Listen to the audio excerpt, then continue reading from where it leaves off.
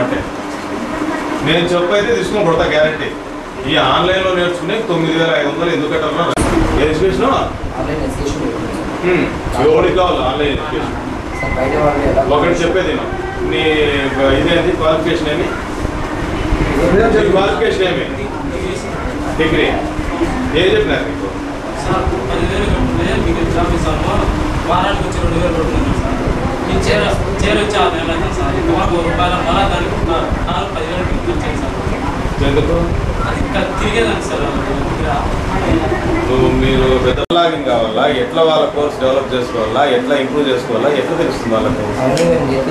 ఏది నేర్పించింది? ఆఫ్లైన్లో ఎప్పుడు నేర్పిస్తారు? ఆఫ్లైన్కి ఒక స్పెసిఫిక్ ఆఫీస్ ఎక్కడ ఉంది?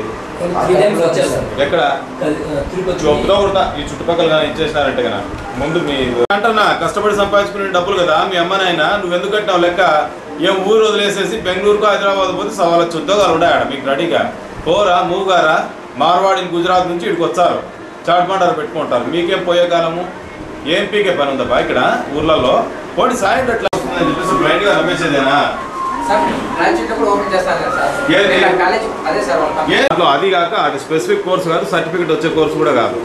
స్కిల్స్ నేర్పిస్తారు పూర్తిగా, దానికి సంబంధించిన స్కిల్స్ నేర్పిస్తారు. ఆ స్కిల్స్ నేర్పించేకి 9,500 ప్లస్ వీళ్ళు కూడా ఒక 3-4 చేర్పిస్తే కమిషన్స్.